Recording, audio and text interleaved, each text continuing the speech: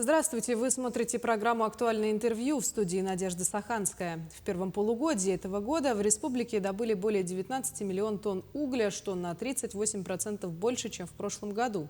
Показатели растут в компаниях «Эльга-Уголь», «Колмар» и «Якут-Уголь». Какие планы в компаниях на год и куда экспортируется якутский уголь? Об этом и не только расскажет наш гость Михаил Кириллин, первый заместитель министра промышленности и геологии республики. Михаил Афанасьевич, здравствуйте. Добрый день. Скажите, вот ранее сообщалось, что Якутия готова поставить очередной рекорд по добыче угля. Насколько сейчас увеличилась и добыча, и экспорт? Ну, по итогам 2021 года объем добычи угля составил, как вы правильно отметили, 31 миллионов тонн, что на 54% больше показателей 2020 года. В этом году планируется объем добычи от 38 миллионов до 40 миллионов тонн. Основные направления поставки угля сегодня это, конечно же, страны Азиатско-Тихоокеанского региона. Вот. Объем экспорта по итогам 2021 года составил 20,9 миллионов тонн экспорта. В этом году у нас в планах, в 2022 году, объем поставки экспорта на экспорт составит 25 миллионов тонн. По итогам первого полугодия 2022 года экспорт угля наших компаний составил 12,9 миллионов тонн, что практически половину объемов уже выполнили экспорта. Скажите, а с чем связан такой рост и добычи и экспорта? Лидерами добычи и, соответственно, экспорта сегодня являются компании «Эльга-Уголь» и «Колмар».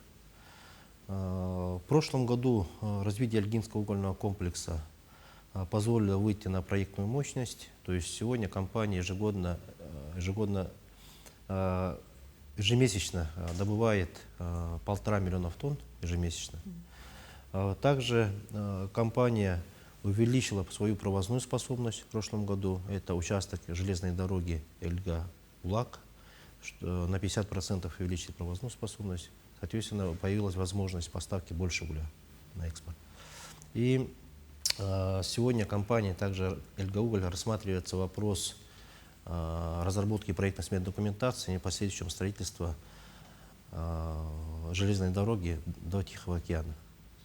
То есть протяженностью порядка 500 километров участок Эльга-Чумикан. Вот. Здесь компания планирует полностью построить за свой счет. Конечно, со стороны федерального правительства, регионального правительства созданы все условия для строительства данного объекта. Но, наверное, строительство железной дороги – это не единственные планы по реализации каких-то угольных проектов в нашем регионе. В этом году в рамках Восточно-экономического форума планируется запуск нового проекта. Это компания ООО «Антрацит Инвестпроект». Данное месторождение будет запущено в рамках, как я сказал, в рамках Восточно-экономического форума. Это Сылавское угольное месторождение. И проектная мощность добычи сегодня будет составлять 6,5 миллионов тонн по году. То есть дополнительно еще появляется новое месторождение, в котором будут добываться коксующиеся угли и в последующем будет поставляться тоже на экспорт. Михаил Афанасьевич, а как на экономике республики отразился запуск крупнейшей в России угольной шахты Иноглинская и обогатительной фабрики? Во-первых, этот проект вдохнул жизнь в Южной Якутии, поселка Чульман и города Нерюнгри. По итогам 2021 года компания «Колмар» добыла 11 миллионов тонн угля, почти на 70% больше, чем в предыдущем году, то есть в 2020 году. В этом году компания планирует добычу угля в объеме 14,7 миллионов тонн. Запуск шахт Иноглинская и Иноглинская-2, это у нас запуск обогатительной фабрики, терминала, позволил создать единую логистическую цепочку, комплекс по добыче, переработке и транспортировке угля. Сегодня благодаря этому устраиваются более активные коммуникации с другими регионами, в том числе и Хабаровским краем, в первую очередь, вот, по поставке угля. Скажите, а вот учитывая события последних нескольких месяцев, западными государствами в отношении России введен ряд санкционных мер. Конечно, это в свою очередь влияет и на экспорт, и на импорт различных видов товаров. Как двигается дело с природными недрами? Нарушены ли связи с заказчиками нашего сырья? Ну, во-первых, хотел бы, вот, пользуясь случаем, объяснить нашим слушателям, что 90% экспорта нашей угольной продукции поставляется в страны Азиатско-Тихоокеанского региона. То есть, в первую очередь, это, конечно же, Китайская Народная Республика. Вот, поэтому у нас сегодня потребность нашего якутского угля есть, она с каждым годом увеличивается. Ну и, соответственно, наши недропользователи реализуют инвестпроекты, увеличивают мощности по добыче и, соответственно, по поставке угольной продукции на экспорт. Также в настоящий момент реализуется второй этап проекта по модернизации Байкало-Амурской магистрали. Проект планируется завершить в 2024 году. Хватит ли создаваемых мощностей для обеспечения потребностей всех грузоотправителей? Ну, дополнительные мощности на восточном полигоне железной дороги ведутся непрерывно. Однако, как вы предполагаете, сегодня дополнительно переориентированы груза на восток, западных направлений. Ну и, соответственно, сегодня второй этап не позволяет в полном объеме обеспечить провозную способность. Ну вот, как я вот ранее озвучил, что компания «Эльгауголь» за свой счет, за счет собственных средств планирует строительство железной дороги, участок Эльгау-Чумикан. Это дорога протяженностью 500 километров, ориентировочно 500 километров железной дороги будет построена. Тихий океан, ну, соответственно, объем, проектная мощность данной железной дороги планируется до 30 миллионов тонн. По году будет вывозиться угольная продукция в сторону Тихого океана по отдельной дороге. Вот, соответственно, этот объем будет высвобождаться с направления БАМ.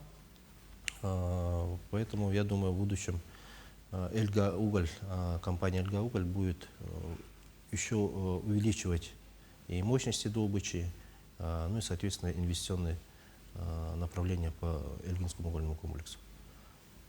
Михаил Афанасьевич, скажите, вот такие масштабные проекты, они наверняка открывают новые возможности для реализации. Компания реализует проект за счет, вот как я сказал, собственных средств. Соответственно, у нас, ну, подводя итоги, да, вот всего то, что я сейчас рассказал, сегодня, в ближайшие годы в Якутии, в частности в Южной Якутии, планируется открыть еще дополнительно около 10 тысяч рабочих мест новых. То есть это благодаря вот инвестпроектам. Сегодня это привлечение человеческого капитала в регионы Дальнего Востока, а конкретно в Южной Якутии. Это сегодня развитие моногородов, таких как Нирингри, поселок Чульман. И в целом мы видим мультипликативный эффект в будущем в развитии Южной Якутии именно с реализацией данных инвестпроектов. Скажите, а как такие гигантские компании еще и успевают принимать участие в социальной жизни нашей республики? Да, сегодня вот на примере поселка Чульман, да, сегодня построены культурный центр, культурные учреждения, строится спортивный центр. Сегодня также компания участвует активно в благоустройстве поселка. В целом, также в городе Нирингри планируется строительство целого квартала для работников угольной отрасли. Поэтому однозначно здесь будет эффект. Получается, что здесь идет процесс заключения соглашения с муниципальным образованием. Да, сегодня компании заключили соглашение о социально-экономическом развитии территории. Это не только с правительством республики, но и муниципальными образованиями, конкретно с Нирингинским районом. Также муниципальными образованиями, где они выполняют свою хозяйственную деятельность. Благодарю вас, Михаил Афанасьевич, за актуальную содержательную информацию и спасибо, что стали гостем нашей студии. Спасибо. Ну а я напомню, вы смотрели программу «Актуальное интервью». Берегите себя. До встречи.